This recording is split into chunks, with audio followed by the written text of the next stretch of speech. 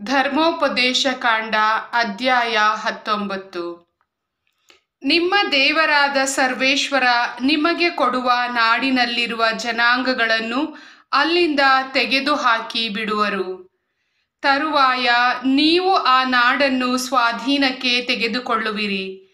ಅವರ ಗ್ರಾಮಗಳಲ್ಲೂ ಮನೆಗಳಲ್ಲೂ ವಾಸವಾಗಿರುವಾಗ ಆ ನಿಮ್ಮ ನಾಡಿನ ಮಧ್ಯ ನೀವು 3 ಆಶ್ರಯ ನಗರಗಳನ್ನು ಗೊತ್ತು ಮಾಡಬೇಕು. ನರಹತ್ಯೆ ಮಾಡಿದವರು ಆ ಪಟ್ಟಣಗಳಿಗೆ ಓಡಿ ಹೋಗುವುದಕ್ಕೆ ಅನುಕೂಲವಾಗುವಂತೆ ನೀವು ಅವುಗಳ ದಾರಿಗಳನ್ನು ಸರಿಪಡಿಸಬೇಕು. ಮತ್ತು ನಿಮ್ಮ ದೇವರಾದ ಸರ್ವೇಶ್ವರ ನಿಮಗೆ ಸ್ವದೇಶವಾಗುವುದಕ್ಕೆ ಕೊಡುವ ಆ ನಾಡನ್ನು 3 ಭಾಗ ಮಾಡಬೇಕು. ಆ ಆಶ್ರಯ ನಗರಗಳ ವಿವರ ಹೀಗಿದೆ. ಯಾವನಾದರೂ ದ್ವೇಷವಿಲ್ಲದೆ ಕೈತಪ್ಪಿ ಮತ್ತೊಬ್ಬನನ್ನು ಕೊಂದರೆ ಅವನು ಆ ನಗರಗಳಲ್ಲಿ ಒಂದಕ್ಕೆ ಓಡಿ ಹೋಗಿ ಬದುಕಿಕೊಳ್ಳಬಹುದು. ಉದಾಹರಣೆಗೆ, ಒಬ್ಬ ವ್ಯಕ್ತಿ ಕಟ್ಟಿಗೆಯನ್ನು ಕಡಿಯಲು ಮತ್ತೊಬ್ಬನ ಜೊತೆಯಲ್ಲಿ ಅಡವಿಗೆ ಹೋದನೆಂದು ಇಟ್ಟುಕೊಳ್ಳೋಣ. ಅಲ್ಲಿ ಒಂದು ಮರವನ್ನು ಕೊಡಲಿಯಿಂದ ಹೊಡೆಯುತ್ತಿರುವಾಗ ಕೊಡಲಿ ಕಾವಿನಿಂದ ಜಾರಿ ಆ ಮತ್ತೊಬ್ಬನಿಗೆ ತಗಲಿ ಅವನು ಸತ್ತರೆ ಹೊಡೆದವನು ಆ ನಗರಗಳಲ್ಲಿ ಒಂದಕ್ಕೆ ಓಡಿ ಹೋಗಿ ಬದುಕಿಕೊಳ್ಳಬಹುದು. ಸತ್ತವನಲ್ಲಿ ಅವನಿಗೆ ಮೊದಲಿನಿಂದಲೂ ದ್ವೇಷವಿರಲಿಲ್ಲ, ಆದುದರಿಂದ ಅವನು ಮರಣ ಶಿಕ್ಷೆಗೆ ಪಾತ್ರನಲ್ಲ. ಆದರೂ ಹತ್ಯೆ ಮಾಡಿದವನಿಗೆ ಮುಯ್ಯಿ ತೀರಿಸುವ ಹಂಗುಳ್ಳ ಸಮೀಪ ಬಂದು ಕೋಪದಿಂದ ಕೆಂಡ ಕಾರುತ್ತಾ ಅವನನ್ನು ಹಿಂದಟ್ಟಬಹುದು. ಮಾರ್ಗ ಮಧ್ಯದಲ್ಲೇ ಅವನನ್ನು ಹಿಡಿದು ಕೊಂದು ಹಾಕಬಹುದು. ಈ ಕಾರಣದಿಂದಲೇ ನೀವು ಆ 3 ಆಶ್ರಯ ನಗರಗಳನ್ನು ಗೊತ್ತು ಮಾಡಬೇಕೆಂದು ಆಜ್ಞಾಪಿಸಿದ್ದೇನೆ. ನಾನು ಈಗ ನಿಮಗೆ ಬೋಧಿಸುವ ಈ ಇಡೀ ಧರ್ಮೋಪದೇಶವನ್ನು ನೀವು ಅನುಸರಿಸಬೇಕು.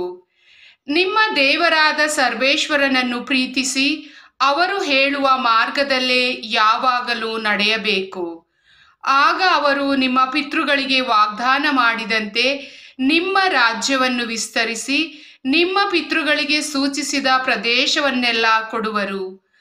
ಆಗ ಆ 3 ನಗರಗಳಲ್ಲದೆ ಇನ್ನೂ 3 ನಗರಗಳನ್ನು ಗೊತ್ತು ಮಾಡಬೇಕು. ನಿಮ್ಮ ದೇವರಾದ ಸರ್ವೇಶ್ವರ ನಿಮಗೆ ಸ್ವದೇಶವಾಗಲೆಂದು ಕೊಡುವ ನಾಡಿನಲ್ಲಿ ನಿರಪರಾಧಿಗೆ ಮರಣ ಶಿಕ್ಷೆಯಾಗಬಾರದು. ಅಂಥವನಿಗೆ ಮರಣ ಶಿಕ್ಷೆಯಾದರೆ ಆ ರಕ್ತ ದೋಷ ನಿಮ್ಮದಾಗಿಯೇ ಇರುವುದು. ಆದರೆ ಒಬ್ಬನು ಇನ್ನೊಬ್ಬನಲ್ಲಿ ದ್ವೇಷವನ್ನೇ ಸಾಧಿಸಿ ಸಮಯ ನೋಡಿ ಅವನ ಮೇಲೆ ಬಿದ್ದು ಅವನನ್ನು ಹೊಡೆದು ಕೊಂದು ತರುವಾಯ ಈ ನಗರಗಳಲ್ಲೊಂದಕ್ಕೆ ಓಡಿ ಹೋಗಬಹುದು. ಆಗ ಆ ಊರಿನ ಹಿರಿಯರು ಅವನನ್ನು ಅಲ್ಲಿಂದ ಹಿಡಿದು ತರಿಸಿ ಅವನಿಗೆ ಮರಣ ಶಿಕ್ಷೆಯಾಗುವಂತೆ ಮುಯ್ಯಿ ತೀರಿಸುವ ಹಂಗುಳ್ಳವನ ಕೈಗೆ ಕೊಡಬೇಕು. ನೀವು ಅವನನ್ನು ಕನಿಕರಿಸಬಾರದು. ನಿಮಗೆ ಶುಭ ಉಂಟಾಗುವಂತೆ ನಿರಪರಾಧಿಯ ಪ್ರಾಣವನ್ನು ತೆಗೆದವನು ಇಸ್ರಾಯೇಲರಲ್ಲಿ ಉಳಿಯದಂತೆ ಮಾಡಬೇಕು. ನಿಮ್ಮ ದೇವರಾದ ಸರ್ವೇಶ್ವರ ನಿಮಗೆ ಸ್ವದೇಶವಾಗಲೆಂದು ಕೊಡುವ ನಾಡಿನಲ್ಲಿ ನಿಮ್ಮ ಪಾಲಿಗೆ ಬಂದ ಸೊತ್ತಿನಲ್ಲಿ ನೆರೆಯವನ ಭೂಮಿಯ ಪೂರ್ವಕಾಲದ ಗಡಿಕಲ್ಲನ್ನು ಒತ್ತರಿಸಬಾರದು. ಯಾವ ದೋಷದ ಅಥವಾ ಅಪರಾಧದ ವಿಷಯದಲ್ಲೂ ಒಬ್ಬನೇ ಒಬ್ಬನ ಸಾಕ್ಷಿಯನ್ನು ನೀವು ಅಂಗೀಕರಿಸಬಾರದು. ನಡೆದ ಘಟನೆ ರುಜುವಾತಾಗಲು 2 ಇಲ್ಲವೇ 3 ಸಾಕ್ಷಿಗಳು ಬೇಕು. ಯಾವನಾದರೂ ನ್ಯಾಯ ವಿರುದ್ಧವಾಗಿ ಬಂದು ಮತ್ತೊಬ್ಬನನ್ನು ಅಪರಾಧಿ ಎಂದು ಸಾಕ್ಷಿ ಹೇಳಿದರೆ ವ್ಯಾಜ್ಯವಾಡುವ ಆ 2 ಸರ್ವೇಶ್ವರನ ಸನ್ನಿಧಿಯಲ್ಲಿ ಯಾಜಕರ ಮುಂದೆ ಹಾಗೂ ಆಗ ಇರುವ ನ್ಯಾಯಾಧಿಪತಿಗಳ ಮುಂದೆ ನಿಲ್ಲಬೇಕು. ನ್ಯಾಯಾಧಿಪತಿಗಳು ಚೆನ್ನಾಗಿ ವಿಚಾರಣೆ ಮಾಡಿದ ಮೇಲೆ ಆ ವ್ಯಕ್ತಿಯ ಸಾಕ್ಷಿ ಸುಳ್ಳೆಂದು ತೋರಿ ಬಂದರೆ ಅವನು ಆ ಮತ್ತೊಬ್ಬನಿಗೆ ಮಾಡಿಸಬೇಕಿದ್ದ ಶಿಕ್ಷೆಯನ್ನು ಅವನಿಗೇ ವಿಧಿಸಬೇಕು. ಹೀಗೆ ನೀವು ಆ ದುಷ್ಟತ್ವವನ್ನು ನಿಮ್ಮ ಮಧ್ಯೆಯಿಂದ ತೆಗೆದುಹಾಕಬೇಕು. ಉಳಿದವರು ಆ ಸಂಗತಿಯನ್ನು ಕೇಳಿ ಭಯಪಟ್ಟು ಇನ್ನು ಮುಂದೆ ಇಂಥ ದುಷ್ಕೃತ್ಯವನ್ನು ನಡೆಸರು.